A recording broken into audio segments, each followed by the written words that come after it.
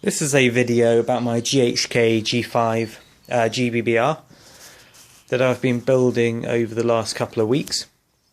It's not going to be a full, half-hour review like I do my pistols, simply because I haven't really owned it long enough to give a great opinion on it. I think I should skirmish it a few times, see how I feel about it then.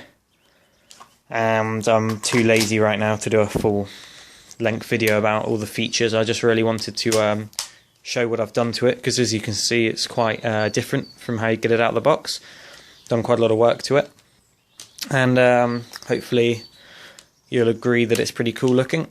That's kind of why I did all this. So there's nothing particularly wrong with it out of the box. I just thought I'd make it into something a bit more unique, which is what I try to do with all my guns.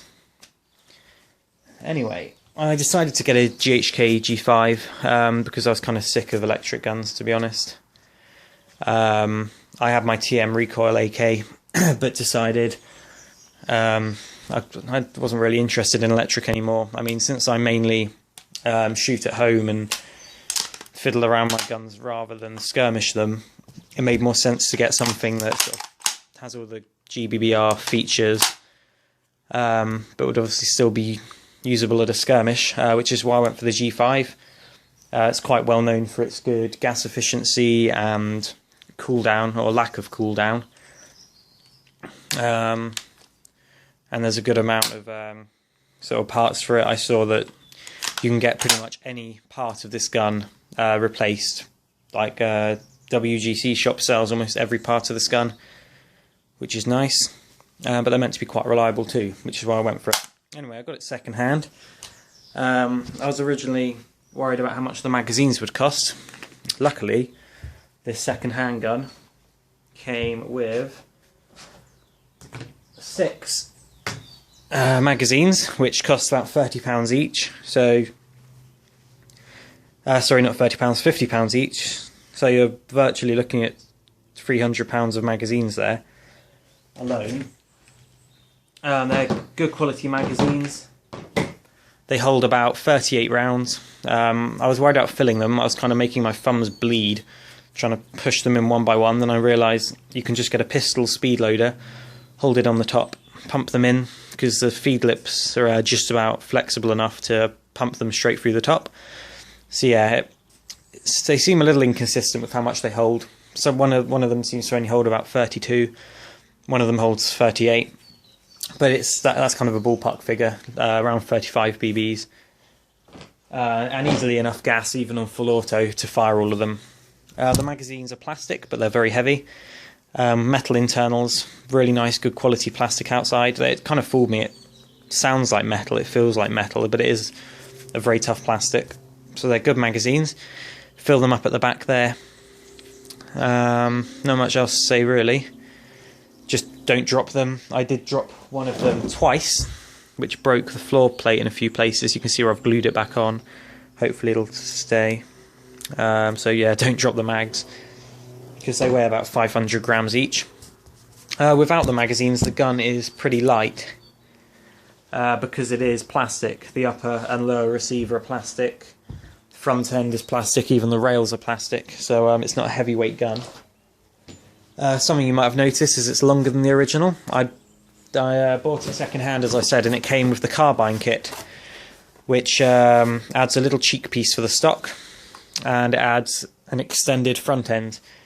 Also comes with an extended barrel, although as you can see I put a suppressor on mine. I'll talk about that in a minute. Now, out of the box, I really liked the gun, but there was something that was slightly annoying me about it, and that was the stock, which I will show you here. Here's the original box, and it's got all my parts in. Right. Here is the cheek piece that came with the carbine kit. It's very thin and small, it's not really that useful. And here is the original stock, which, although it looks really cool, it's sort of lifted from the CZ Scorpion Evo. I don't know why I said CZ, CZ Scorpion Evo. New, that kind of modern SMG. And it's cool because it's folding, side folding, and it's adjustable. It's just about long enough, but it is creaky. When you put this to your shoulder, It's flexible and it's creaky, and it just really gave me no confidence in the rifle. Really put me off the gun to begin with. It's just a very small stock, as you can see. So what I did, I looked at some images of other stocks people had put on, and I saw one person had put this ICS CXP stock on. So I had a look around, and my local airsoft shop, 01 Airsoft, had this stock for £40. Obviously it came with the stock tube and the sort of stock itself. So I just went and bought it and hoped that it would fit, and luckily enough it pretty much is a drop fit. All I needed to do was find a longer screw to fit on the rifle. I was able to do this because, as well as coming with the original stock, GHK also includes this stock adapter, which allows you to put any M4 buffer tube on. So technically you could probably put a full stock on if you wanted like a DMR setup, or you could just put your normal M4 retractable stock on. I thought I'd put something a bit more unique on, and I absolutely love this stock now. I did have to do some modifications to the gun to get it to retract though. Out of the box, although the stock will fit on, it'll only really work in that position or that position, and otherwise it hits the body. So, did some quite intensive cuts to the body of the gun. As you can see here, these were just done with a Dremel and a file. They're not particularly neat, but they're quite deep, and they allow the stock to retract. Did the same over on this side on the hinge. Note that when you switch out the stock piece, it's no longer foldable. The button disappears, so that's a fixed buffer tube now. So yeah, I also made some quite deep cuts this side, and now the stock is fully extendable from the outwards position, in which it is longer than the original, just slightly. And although it doesn't fold anymore, it is retractable all the way down to here, which makes it very short.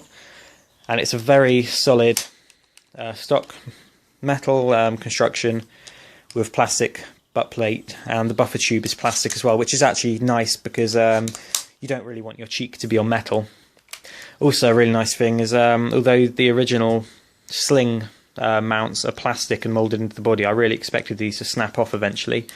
This stock comes with a metal sling loop, so I'm very pleased with this stock, and it gives it a really cool look. It's kind of similar to the HK 416C stock, that little compact stock, but it's a bit beefier. Really nice. So that's the first major thing I did to the gun. The second is up front. You can see this section is where the carbine kit is. There's kind of a break in this rail system here where that's been slotted on. So before it was about that length, which was a really nice short rifle, but I decided I preferred the carbine length. It's still quite a short gun. It's about, even with this suppressor, it's the same length as a standard M4 carbine, so it's a nice short gun. And the thing that makes mine unique is the suppressor is integral, which I can show you if I quickly undo it. It takes quite a lot of turns to get this suppressor off. But essentially, the barrel used to poke through here, the outer barrel, and instead I simply Dremeled it. As you can see, the carbine kit came with an extended inner barrel as well, higher FPS. I simply made a massive hole in the front here, and now the suppressor literally fits inside the rail system onto the outer barrel. I won't screw it all the way on, just a couple of turns, and now you've got an integrally suppressed G5. It's quite similar to a what's it called, ACC, it's AAC Honey Badger rifle. Okay, I can't get the suppressor on now. Anyway, you get the idea. It's very similar to that kind of integrally suppressed 300 blackout rifle. As I said, most of the front's plastic. There's very little metal on this gun. Obviously the screws are metal, but the rails are plastic. They still seem tough enough. It's got that front flip-up sight and the rear flip-up that it came with. Although as you can see, I stuck an optic on it. This is a Chinese replica of the T1, Micro T1 Aimpoint with a quick detach mount. It needed quite a lot of tightening up to fit this rifle because the rails seem a little bit undersized. But now it's on, it is totally solid. And I wasn't sure how one of these tool kind of sights would look on it. But hopefully you all agree that it looks pretty good. It's a nice scope actually, it costs about £30 from the forum. Don't know if you'll be able to see. Oh, there's the green dot. Oh, of course, it goes into red as well. And it's a good looking little scope. It can deal with the recoil perfectly well. Give you a little demonstration.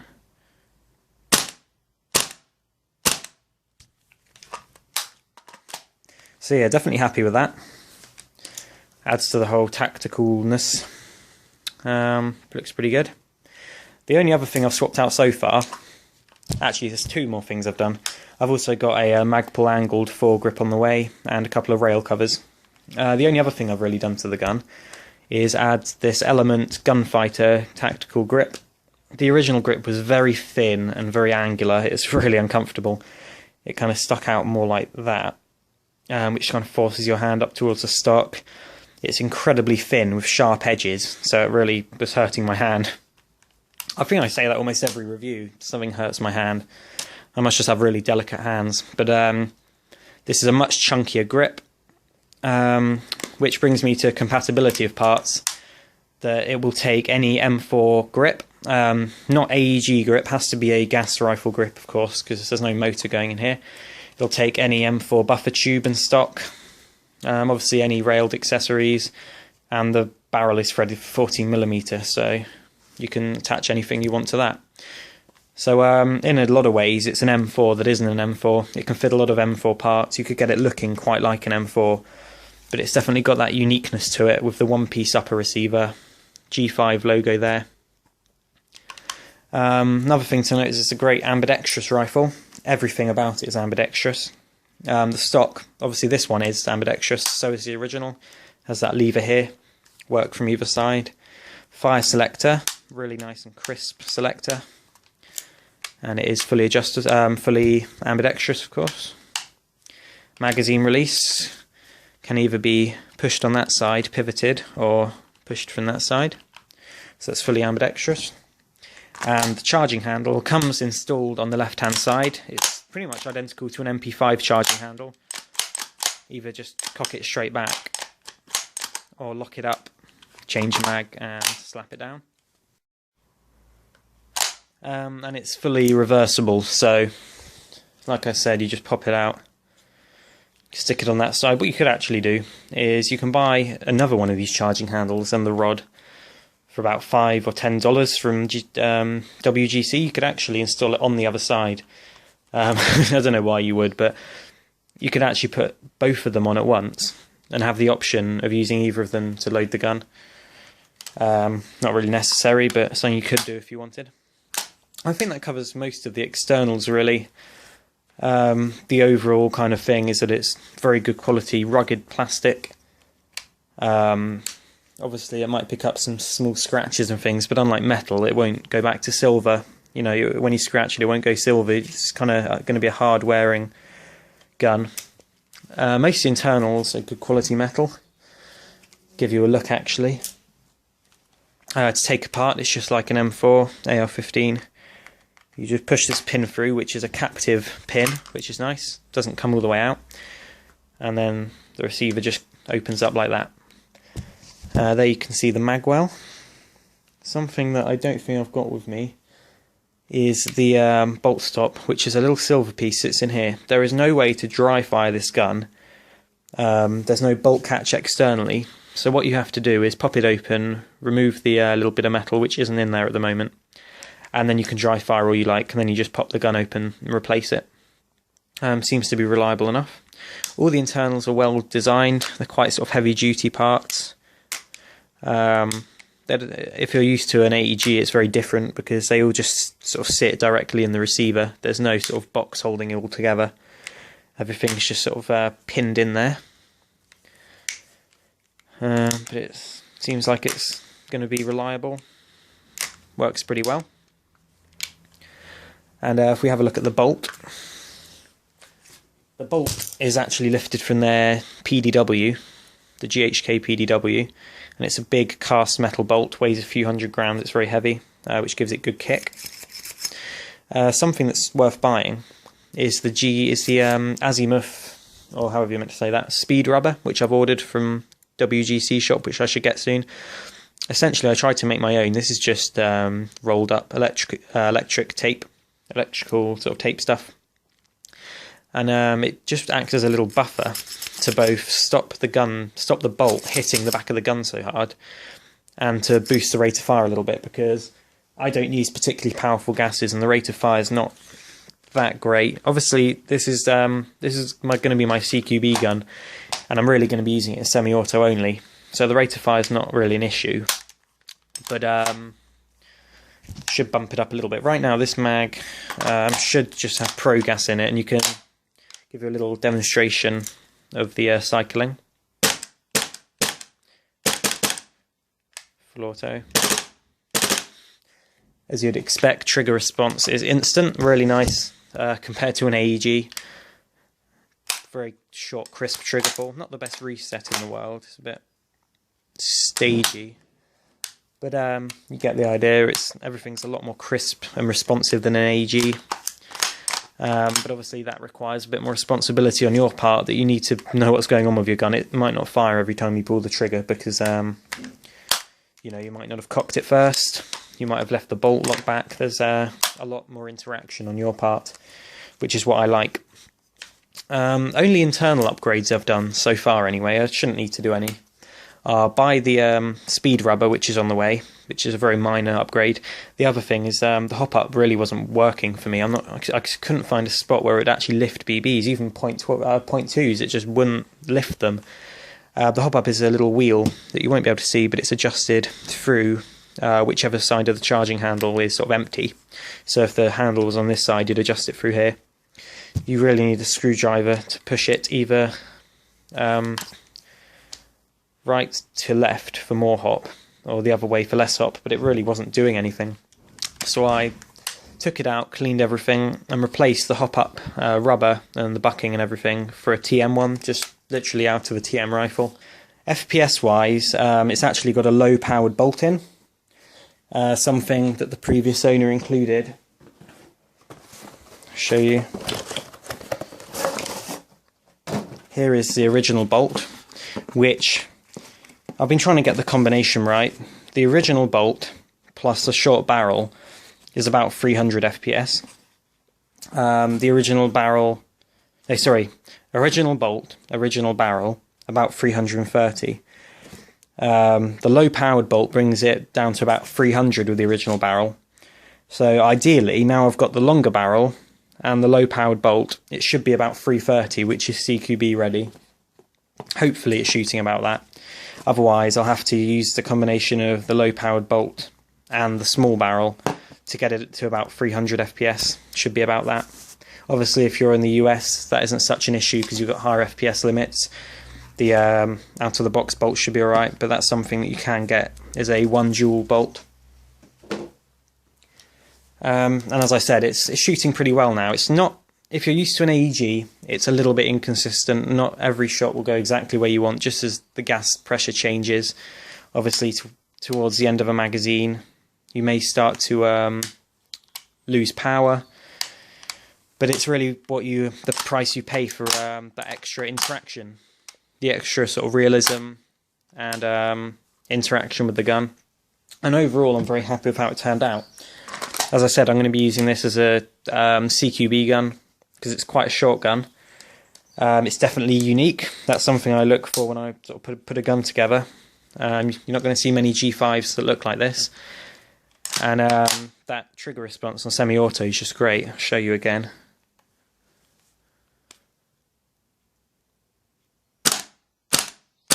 Good snap to it. Not the loudest gun in the world, probably because I've got that suppressor on, plus the little buffer that I've put in the stock stops it sort of cracking so much.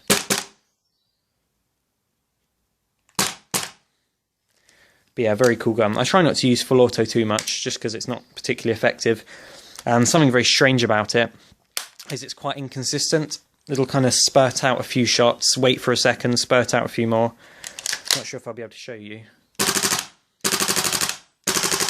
No, that's alright then, but sometimes the bolt will just kind of hang up and stop. Not for too long, but it's not the smoothest bolt travel. And what I've actually found, I've accidentally done, is it's been shooting on full auto, so I've had the trigger down, then the bolt gets stuck. As you can see, it's only about 1 millimetre from going into battery, and even though my finger isn't on the trigger, there you go, it'll, as soon as that bolt hits forward, it'll release the hammer and shoot. So if you're something to be aware of with a full auto gas gun is don't cock it, you know, with your trigger with your finger on the trigger on full auto and then cock it, because it will, you know, it'll be like a runaway gun. It'll just start shooting. It's just things you need to take into account when you're buying a gun that really works just like a real one would. You need that extra bit of care to know when it's loaded, which is quite hard to know really, because between the loaded state and unloaded you can't really tell unless you well, shoot it, and the trigger doesn't really have any break point, it just sort of moves straight back, so it can be really hard to tell if it's actually cocked or not. Best thing to do is pop out the magazine, have a look in the chamber. Anyway, I think that about wraps it up. Sorry it's a bit of a messy video. It was really just because I wanted to show off my new gun, to be honest. So hopefully you like my new rifle. As I said, I might do a more full review of the rifle once I've skirmished it a bit, but I'm definitely happy with how it's turned out for now. And thank you for watching. More reviews on the way.